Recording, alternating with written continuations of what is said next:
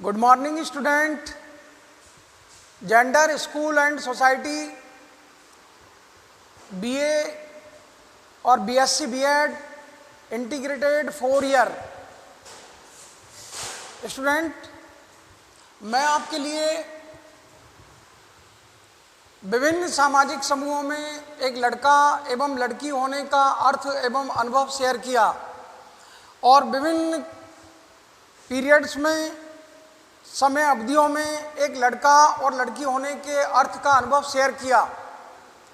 आज अपना टॉपिक है कि विभिन्न क्षेत्रों में एक लड़का और लड़की होने के क्या अर्थ हैं और उनका क्या अनुभव है। चल रहा है प्रशिक्षणार्थियों, हमारा देश ग्रामीण जनसंख्या बाहुल्य वाला देश है। हमारे देश में ग्रामीण क्षेत्रों में शहरी क्षेत्रों की अपेक्षा अधिक जनसंख्या निवास करती है। शहरी क्षेत्र में और ग्रामीण क्षेत्र में दोनों के रहन सहन में, दोनों के कार्य करने में, दोनों के व्यवसाय में बहुत अंतर देखने को मिलता है। शहरी क्षेत्रों की लाइफस्टाइल ग्रामीण क्षेत्रों से अलग हटकर है। शहरी क्षेत्रों में लोगों का जीवन बड़ा दुरूह है, बड़ा कठिन है, जबकि ग्रामीण क्षेत्रों में लोग आसानी से कम धन के होते हुए भी, कम संसाधनों के होते हुए भी अपनी ज़िंदगी को गुजार सकते हैं। प्रशिक्षणार्थियों, यहाँ हम अध्ययन करने के लिए जा रहे हैं कि विभिन्न क्षेत्रों में एक लड़का और लड़की होने का क्या अर्थ है, उनकी क्या स्थितियाँ हैं, उनके क्या हालात हैं, इसी पर चर्चा करेंगे। महिला और पुरुष की दोनों के हालात ग्रामीण और शहरी क्षेत्र में अलग अलग प्रकार के हैं। भारत में क्षेत्रों के आधार पर 2 क्षेत्रों में देश को बांटा गया है, ग्रामीण क्षेत्र और शहरी क्षेत्र। लैंगिक असमानता वर्तमान समय में देखने को मिलती है, वो ग्रामीण क्षेत्र हैं। वहाँ महिलाओं के साथ में असमानता स्पष्ट रूप से दिखाई देती है, जबकि शहरों में महिला और पुरुष में कोई असमानता दूर दूर तक दिखाई नहीं देती। प्रशिक्षणार्थियों, आज ग्रामीण क्षेत्रों का अध्ययन करते हैं।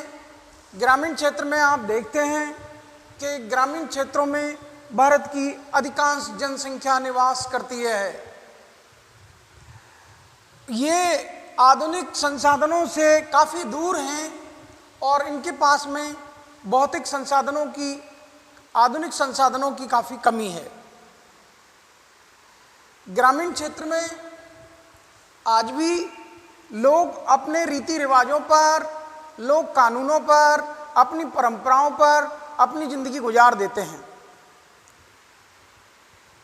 वहाँ आज भी आपको बाल विवाह जैसी कुप्रथाएं देखने को मिल जाएंगी और वो ग्रामीण क्षेत्र के लोग नहीं जानते कि उनकी इन कुप्रथाओं का परिणाम उनकी बेटियों को, उनकी बच्चियों को, उनकी बहनों को भुगतना पड़ रहा है। बाल विवाह एक ऐसी कुप्रथा है जिसका दुष्परिणाम मैं आपके लिए बताता हूँ। बाल विवाह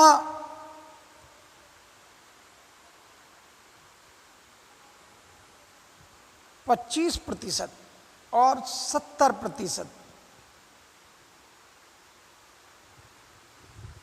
मैंने 2 सेंटेंस लिखे हैं। 25% जिन लड़कियों का बाल विवाह हो जाता है, वो 25% बाल विवाह की करने वाली लड़कियां प्रसव पूर्व जन्म देती हैं बच्चों के लिए।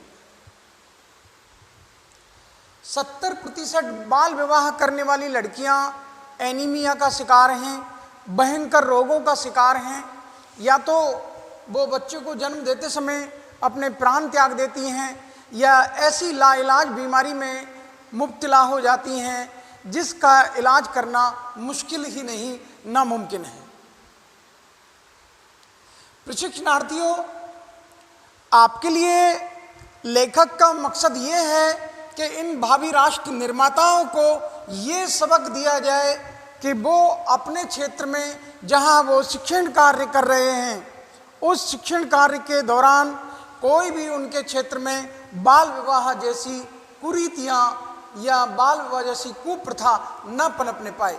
आपके होते हुए एक राष्ट्र के निर्माता का, भावी राष्ट्र निर्माता की ये जिम्मेदारी बनती है, ख़ास तौर से आप लोगों की ये जिम्मेदारी है कि आप जिस क्षेत्र के शिक्षक हैं उस क्षेत्र में बाल विवाह हो जाए तो आप भी उतने ही गैर जिम्मेदार व्यक्ति कहलाएंगे जितना समाज का बाल विवाह करने वाला अन्य व्यक्ति है। बाल विवाह करने वाला अन्य व्यक्ति है।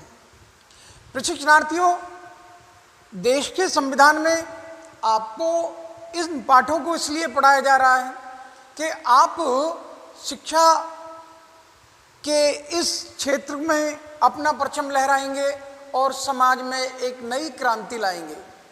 सारा दारोमदार भावी राष्ट्र निर्माताओं के ऊपर है जो आज यहाँ क्लास में बैठे हुए हैं। भावी राष्ट्र निर्माताओं, मैं जोर इस बात पर दे रहा हूँ कि इन रीति रिवाजों को, इन परंपराओं को जो ग्रामीण क्षेत्र के लोगों ने अपना रखा है, जब तक वो इन लोक रीति रिवाजों को, इन परंपराओं को, इन कुप्रथाओं को त्यागेंगे नहीं, हम लड़कियों के साथ, बहन बेटियों के साथ इंसाफ नहीं कर पाएंगे। वो अन्याय ही रहेगा। जब तक अन्याय रहेगा, जब तक हम उनके लिए जो सरकार ने निर्धारित मापदंड कानून बना रखे हैं उन कानूनों पर चलाया जाए, उनका पालन किया जाए। अभी भी ग्रामीण क्षेत्रों में आपको देखने को मिल जाएंगे कि लोग कानून पर अपनी जिंदगी गुजारते हैं। संविधान ने ऐसे लोक कानूनों को अवैध घोषित कर दिया है, इल्लीगल हैं, और उसके बावजूद आप देखते हैं ग्रामीण क्षेत्र में लोगों की अभी भी पंचायतें जुड़ती हैं और पंचायतों में जो निर्णय लिए जाते हैं उन निर्णयों के आधार पर लड़के और लड़कियों को सजाएं भी निर्धारित की जाती हैं जो कि गैर कानूनी है। कानूनी रूप से कोई भी खाप पंचायत हो, जिनके नाम खाप पंचायत जैसे रख दिए गए हैं, ये ग्रामीण क्षेत्र में रहने वाला कोई लड़का हो, ग्रामीण क्षेत्र में रहने वाली कोई लड़की हो, और अगर वो अंतरजातीय विवाह कर लेते हैं, ग्रामीण क्षेत्र में रहने वाला लड़का, ग्रामीण क्षेत्र में रहने वाली लड़की अगर वो अंतरजातीय विवाह कर लेते हैं, अपनी जाति को छोड़कर अन्य दूसरी जाति में विवाह कर लेते हैं, तो ऐसी स्थिति में उन लड़के के खिलाफ और लड़की वालों के खिलाफ पंचायतें जुड़ती हैं ग्रामीण क्षेत्रों में, और उन पंचायतों में अपने लोक कानून के द्वारा निर्णय लिए जाते हैं जो कि हैं तो गैर कानूनी, लेकिन उन लोगों की नज़रों में वो पंचायत में जो फैसला लिया जाता है वो फैसला उस लड़की के और लड़के वालों के खिलाफ होता है और उनको सज़ा भी दी जाती है। कभी कभी देखने को मिलता है, अखबारों में खबरें छपती हैं कि खाप पंचायत जुड़ी और लड़के और लड़कियों को जात बाहर किया गया, गांव से बाहर किया गया, पंचायत से बाहर किया गया, और तो और इतनी प्रताड़ना मिलती है कि दोनों को सरेआम पीटा भी जाता है। लड़के और लड़कियों को पीटा भी जाता है और उनके साथ साथ उनको उस क्षेत्र से निकाल भी दिया जाता है। प्रशिक्षणार्थियों, मैं आपको खाप पंचायत के बारे में विस्तार से बता रहा हूं कि ग्रामीण क्षेत्रों में जो खाप पंचायतें लगती हैं, जुड़ती हैं या की जाती हैं, उन खाप पंचायतों से प्रताड़ित हो जाने के बाद में लड़का और लड़की इतने प्रताड़ित होते हैं, इस हद तक प्रताड़ित होते हैं कि वो आत्महत्या तक कर लेते हैं। ये खाप पंचायतें उनको आत्महत्या करने पर मजबूर कर देती हैं और वो मजबूरी बस इतनी प्रताड़ना को बर्दाश्त नहीं कर पाते और वो सुसाइड कर लेते हैं, आत्महत्या कर लेते हैं, जो कि गैर कानूनी है तो ये खाप पंचायतों का होना एक लड़की और लड़के के लिए नुकसानदायक है, गैर कानूनी है और इन खाप पंचायतों को रोकने के लिए कानून है।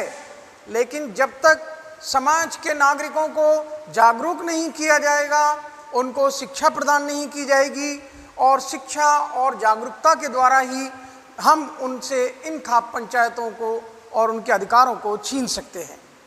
प्रशिक्षणार्थियों, आप देखते हैं ग्रामीण क्षेत्रों में रहने वाले धनवान व्यक्ति, ग्रामीण क्षेत्रों में रहने वाले बाहुबली व्यक्ति, वो समाज में महिलाओं को सिर्फ उपभोग की वस्तु समझते हैं।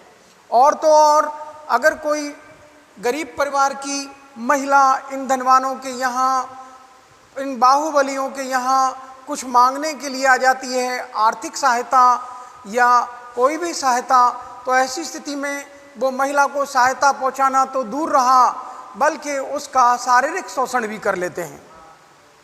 मानसिक शोषण, शारीरिक शोषण ये बाहुबलियों के द्वारा, धनवान व्यक्तियों के द्वारा ग्रामीण क्षेत्रों में कर लिया जाता है, जो कि गलत है। प्रशिक्षणार्थियों, मकसद ये है कि आपको इन बातों से अवगत कराया जाए कि ग्रामीण क्षेत्रों में लोगों का जीवन शैली और लोगों का रहन सहन, उनके चाल चलन, उनके कार्य करने का तरीका, उनका व्यवहार किस प्रकार का है। मैं समझता हूँ कि अभी भी ग्रामीण क्षेत्रों में रहने वाले लोगों का तौर तरीका उनके रीति रिवाजों पर आधारित ही है, परंपराओं पर आधारित ही है, उसमें अभी कोई बड़ा परिवर्तन नहीं आया है। ग्रामीण क्षेत्रों के धनवान व्यक्ति और बाहुबली व्यक्ति महिलाओं का शोषण करते हैं, चाहे वो शारीरिक शोषण हो, मानसिक शोषण हो, आर्थिक शोषण हो, कैसा भी शोषण हो, वो अभी भी शोषण का शिकार हैं। क्योंकि ये बाहुबली व्यक्ति और धनवान व्यक्ति महिला को सिर्फ उपभोग की वस्तु समझते हैं। मैं समझता हूँ ग्रामीण क्षेत्रों में जो विकास की सबसे बड़ी बाधा है, वो विकास की सबसे बड़ी बाधा है अशिक्षा का होना।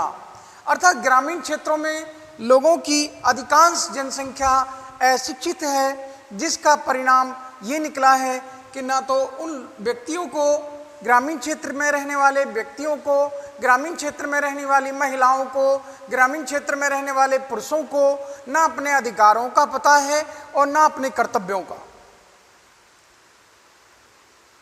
ना अधिकारों का पता है, ना अपने कर्तव्यों का। वो नहीं जानते कि संविधान ने उनके लिए कौन कौन से अधिकार प्रदान कर रखे हैं। वो नहीं जानते समानता के अधिकार को, वो नहीं जानते शिक्षा के अधिकार को, वो नहीं जानते धार्मिक स्वतंत्रता के अधिकार को, वो नहीं जानते संस्कृति के अधिकार को, वो नहीं जानते संवैधानिक उपचारों के अधिकार को, वो नहीं जानते शोषण के विरुद्ध भी अधिकार उनके लिए संविधान ने प्रदान कर रखा है। जो उनका शोषण होता है, वो शिक्षा से वंचित हैं, उनके लिए संविधान ने ढेर सारे अधिकार दे रखे हैं। लेकिन प्रशिक्षणार्थियों, ग्रामीण क्षेत्रों में रहने वाले व्यक्तियों को ना अपने अधिकारों का पता है, ना कर्तव्यों का पता है, इसलिए वो कष्ट में जीवन जीते रहते हैं और वहाँ उनके लिए दूर दूर तक कोई भी मंजिल नज़र नहीं आती। मैं समझता हूँ ग्रामीण क्षेत्रों में जो विकास के क्षेत्र में और जो सबसे बड़ी बाधा है वो अशिक्षा है। ग्रामीण क्षेत्र के नागरिकों को सबसे अधिक मात्रा में शिक्षा की आवश्यकता है, उनको शिक्षित किया जाना चाहिए। अब ऐसे ग्रामीण क्षेत्रों का अध्ययन करते हैं जो शहरों के करीब हैं।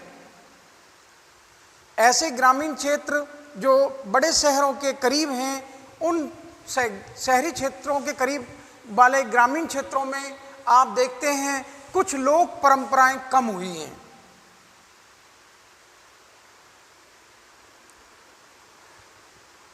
ग्रामीण क्षेत्र की लोक परंपराएं, ग्रामीण क्षेत्र के लोक रीति रिवाज, वो लोक कुप्रथाएं कम हुई हैं।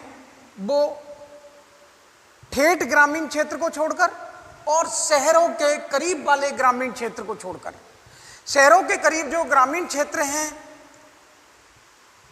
बड़ी सिटीज के पास में कोई ग्रामीण क्षेत्र है, फॉर एग्जाम्पल आपके लिए जयपुर के पास में बस्सी ग्रामीण क्षेत्र मान लीजिए, और ऐसे ग्रामीण क्षेत्र हैं जो आपके शहरों के करीब में आने वाले हैं। आप अच्छी प्रकार से जानते हैं कि आपका अगर कोई ग्रामीण क्षेत्र है तो आपके पास में ही कोई शहरी क्षेत्र भी होगा जो आपके ग्रामीण क्षेत्र के पास हो, वो शहरी क्षेत्र। तो आप देखते हैं कि वहाँ लोक परंपराएं कम हुई हैं, और इन ग्रामीण क्षेत्रों में जो शहरों के करीब हैं उनमें शहरी सुविधाएं भी लोगों को मिलने लगी हैं। और तो और इनके लिए उन शहरों में होने वाले यंत्रों के आसानी से मिल जाने से, जो शहरों में यंत्रों का निर्माण होता है, नई नई तकनीक आई है, तो इन लोगों ने कृषि के क्षेत्र में भी उस तकनीक को अपनाया है। और कृषि के क्षेत्र में नई तकनीक को कृषि के क्षेत्र में नई तकनीक को अपनाने से कृषि भी इनको एक लाभ का विषय, लाभ का एक मौका बन गया है, व्यापार बन गया है। लड़कियों को इन शहरी ग्रामीण क्षेत्रों में अब शिक्षा के अवसर प्राप्त होने लगे हैं, और ग्रामीण क्षेत्रों में नए नए विद्यालय, स्कूल खुलने लगे हैं, जिससे इस शहरी ग्रामीण क्षेत्र की लड़कियां भी पढ़ने लगी हैं और वो अध्ययन करके अब अपनी उन परंपराओं पर रोक लगाने में निपुण हो गई हैं। जो आप देखते हैं ग्रामीण क्षेत्रों में नए विद्यालय खुल जाने से और लड़कियों को शैक्षिक अवसर मिल जाने से वहाँ सकारात्मक परिणाम सरकार को देखने को मिल रहे हैं। और तो और इन शहरी ग्रामीण क्षेत्रों में लोक परंपराओं पर, कुप्रथाओं पर, चाहे वो सती प्रथा हो, चाहे वो बाल विवाह हो, और ऐसे मृत्यु भोज हो, इन पर अब रोक लगने लगी है। लोगों को सरकार के द्वारा ग्रामीण शहरी क्षेत्रों में घर बैठे ही रोजगार के अवसर प्रदान किए जा रहे हैं, अर्थात उनको घर बैठे बैठे स्किल डेवलपमेंट के कोर्स कराए जा रहे हैं और उनके लिए घर बैठे ही रोजगार उपलब्ध कराया जा रहा है सरकार के द्वारा, जिसका परिणाम ये निकला है कि कृषि पर आधारित ग्रामीण क्षेत्र के लोग अब अन्य संसाधनों से भी अपने जीवन को चलाने लगे हैं, अर्थात नए नए व्यवसाय करने लगे हैं, और अन्य कृषि पर ही उनकी निर्भरता अब शहरी ग्रामीण क्षेत्र में कम हो गई है। इन तमाम लाभों का जो श्रेय है वो जाता है इन शहरी ग्रामीण क्षेत्रों में शिक्षा का होना, अर्थात लोगों को शिक्षा के अवसर दिए गए जो ठेठ ग्रामीण क्षेत्र में नहीं थे वो शहरी ग्रामीण क्षेत्र में मिले हैं, और जिसका परिणाम ये निकला है कि कृषि भी इनके लिए लाभ का विषय बन गया है। लड़कियों के लिए शिक्षा के अवसर मिलने लगे हैं, लड़कियां शिक्षा प्राप्त करने लगी हैं, ग्रामीण क्षेत्र में विद्यालय खुल जाने से उनको घर बैठे ही अब रोजगार मिलने लगा है, और उन्होंने स्किल डेवलपमेंट के कोर्स कर लिए हैं, विभिन्न कौशलों में वो निपुण हो गए हैं, और उसका परिणाम ये निकला है कि ग्रामीण लोगों को घर बैठे ही रोजगार मिल गया है। मैं समझता हूँ जो ये सारा परिवर्तन आया है वो शिक्षा के माध्यम से आया है। अब अध्ययन करते हैं हम शहरी क्षेत्रों का। शहरी क्षेत्रों में आप देखते हैं सभी की दशा उत्तम है, चाहे लड़का हो या लड़की हो, स्त्री हो या पुरुष हो, दोनों की दशाएं अच्छी है। आप देखते हैं जो शहरी क्षेत्र हैं उन शहरी क्षेत्रों में जो कस्बा टाइप हैं वहाँ लैंगिक असमानता थोड़ी बहुत देखने को मिल जाती है, क्योंकि वहाँ शहरी क्षेत्र जो एकदम अविकसित शहरी क्षेत्र हैं उनमें आप देखते हैं कि लड़के और लड़कियों के बीच में असमानता देखने को मिल जाती है। उसका कारण है कि इन लोगों ने महिला और पुरुष के कार्यों का बंटवारा कर दिया है। पुरुष घर से बाहर कार्य करता है और महिला घर के अंदर कार्य करती है। महिलाओं का शोषण अविकसित शहरी क्षेत्रों में नहीं किया जाता, और तो और शिक्षा के माध्यम से समाज में ये नई जागृति ले आए हैं, क्योंकि एक तो अविकसित शहरी क्षेत्रों में शिक्षित समाज का होना, इससे महिलाओं का शोषण नहीं होता, क्योंकि अविकसित शहरी क्षेत्रों में शिक्षित समाज है और शिक्षित समाज से महिलाओं का शोषण इसलिए नहीं होता कि उनको कानून की जानकारी भी है। कानून के डर से और शिक्षित समाज के होने से ये परिणाम निकला है कि लोगों ने महिलाओं का शोषण अविकसित शहरी क्षेत्रों में नहीं के रूप में पाया जाता है, अर्थात वहाँ शोषण नहीं होता है। ये मिडिल क्लास के लोग ज़्यादातर अविकसित शहरी क्षेत्रों में रहते हैं, मध्यम वर्ग के लोग, मध्यम वर्गीय लोग ये अविकसित शहरी क्षेत्रों में रहते हैं। छोटे छोटे कुटीर उद्योग लगाकर ये अपना जीवन यापन करते हैं। आप देखते हैं मोमबत्ती बनाने का कारखाना, अगरबत्ती बनाने का कारखाना, बीड़ी बनाने का कारखाना और ऐसे ढेर सारे चूड़े बनाने का कारखाना, ये छोटे मोटे रोजगार के या कुटीर उद्योग या लघु उद्योग जिनको आप नाम दे सकते हो, उन लघु उद्योगों को, कुटीर उद्योगों को अपने यहाँ लगाकर ये अपना जीवन यापन करते हैं।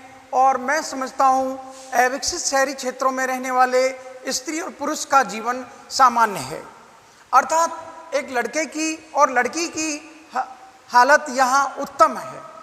इन अविकसित शहरी क्षेत्रों में लड़के और लड़की के हालात बहुत अच्छे हैं, स्थितियाँ अच्छी हैं। अब बात आती है विकसित शहरी क्षेत्रों की। प्रशिक्षणार्थियों, विकसित शहरी क्षेत्रों में आप देखते हैं कि वहाँ समानता, शिक्षा और दोनों अवसर महिलाओं को और पुरुषों को समान रूप से दिए गए हैं, अर्थात महिला और पुरुष में शहरी विकसित क्षेत्रों में कोई अंतर देखने को नहीं मिलता।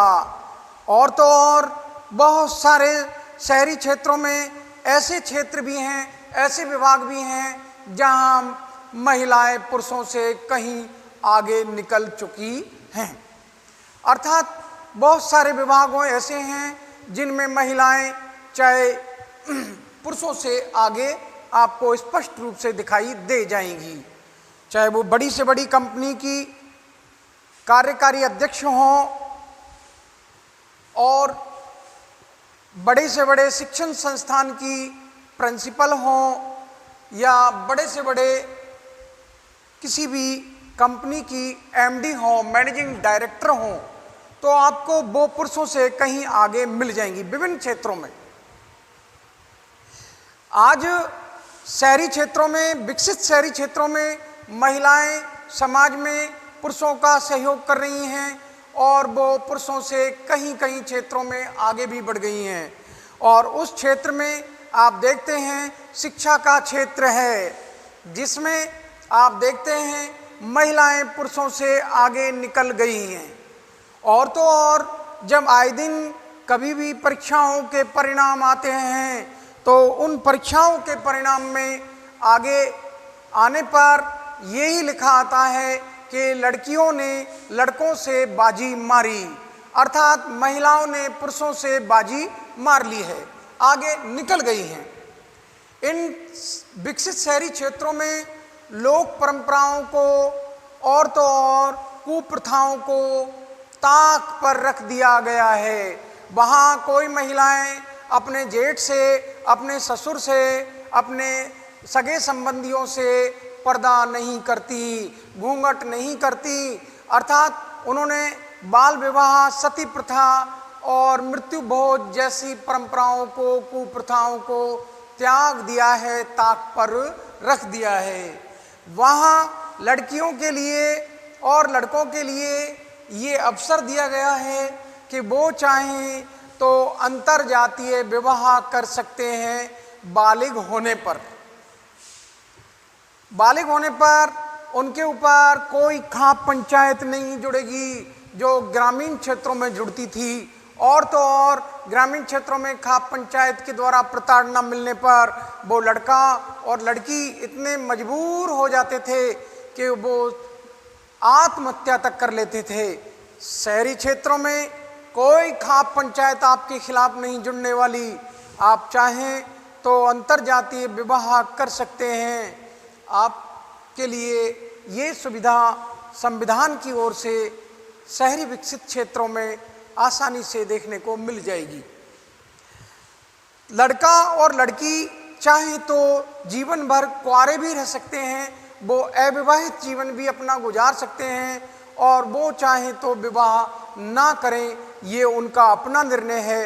क्योंकि अपने भविष्य को उज्जवल बनाने के लिए, अपने भविष्य के प्रति अच्छे निर्णय लेने के लिए, अपने भविष्य को बुराई से बचाने के लिए वो निर्णय लेने का अधिकार रखते हैं। अर्थात उनके लिए संविधान ने ये निर्णय लेने का अधिकार प्रदान कर रखा है। मैं समझता हूँ वो अधिकार है तो ग्रामीण क्षेत्र में भी, लेकिन ग्रामीण क्षेत्र के नागरिक जागरूक नहीं हैं, अशिक्षित हैं, और उनकी अशिक्षा और जागरूकता के अभाव की वजह से वो लोग इस बात को नहीं जान पाते कि अपने भविष्य को उज्जवल करने के निर्णय लेने का अधिकार संविधान ने उनको भी दे रखा है। उनके लिए भी ये अधिकार है कि वो अपने भविष्य को सुरक्षित और भविष्य को उज्जवल बनाने के लिए निर्णय ले सकते हैं। क्या उनके हित में है, क्या उनके अहित में है, ऐसे निर्णय लेने का अधिकार जब संविधान ने प्रदान कर रखा है तो वो उस अधिकार का उपभोग क्यों नहीं करते। मैं समझता हूं